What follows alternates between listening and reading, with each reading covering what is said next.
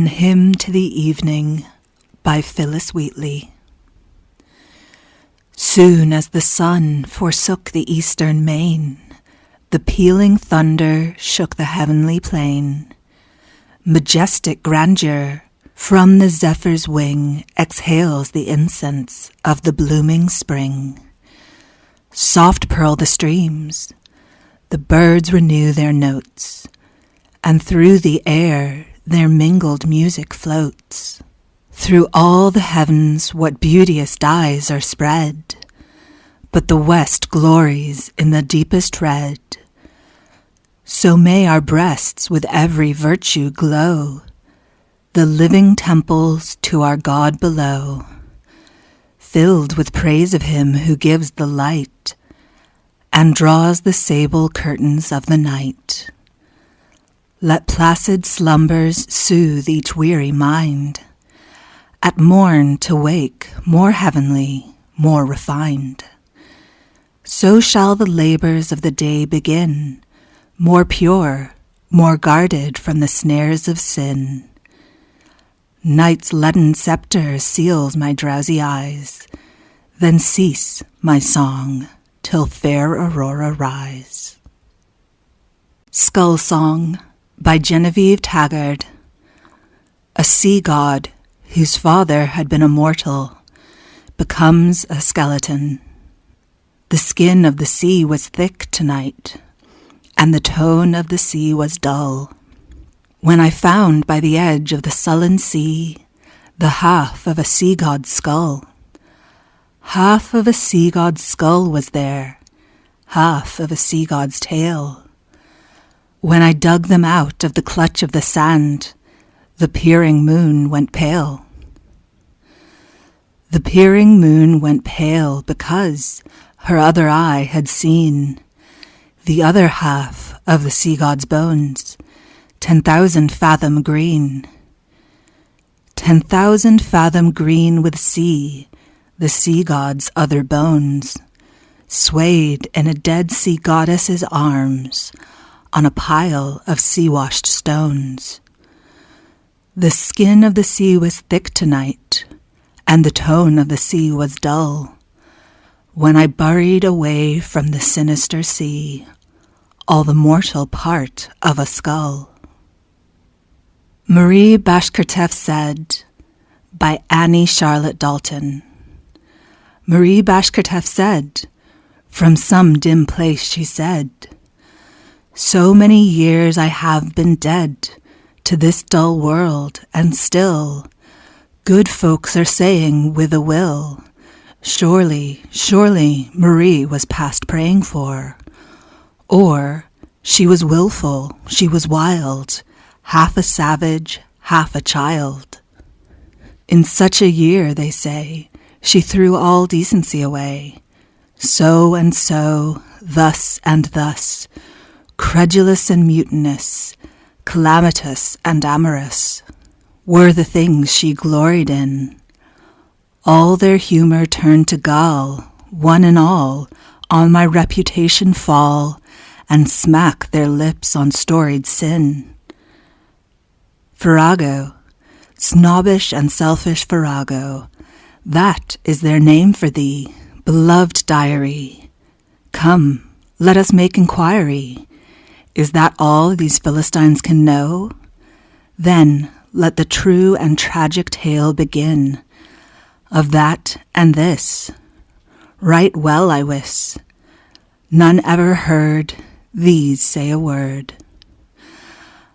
Of this the horror that I know, the serpent grief that coiled and threw its small glittering eyes on me, green and snaky eyes that held all my will, and me compelled to the numbing misery of some fascinating bird.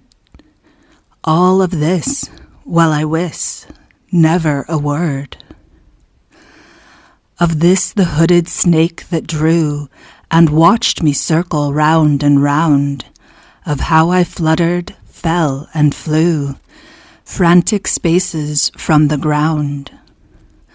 Of the singing in my ears, hideous clamour, mocking jeers, of the devastating fears, dear and familiar things unheard, of the awful hope deferred.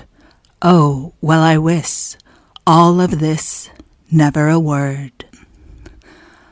Of the hidden dull despair, of the grievous lassitude, of the crowning horror where blossomed love and plenitude, of the odious choking shame, dissimulation, anger, blame, embarrassment I overcame, of ridicule, mistakes absurd, of all this, well I wis, not a word. Of all the anguish born in secret, loss of trust in God and man, of the great ambition shattered, budding hope and darling plan, of the soundless wind and rain beating on the window pane, of the untruths told in vain, of the voiceless bird and beast, of the songless, laughless feast, of the mind to madness spurred, never a word. Of life's last keen extremity, fear of laughter, fear of pity, of the death that would not smite, of my heart pierced, uncontrite, living, thrilling, mad to live, quick, ceramented, splenitive, broken heart, of my youth so overyeared, of all this too well I wis, not a word, never a word. The Star Dial by Willa, Cather. When the moon was high I waited, pale with evening's tints it shone. When its gold came slow, belated, still I kept my watch alone.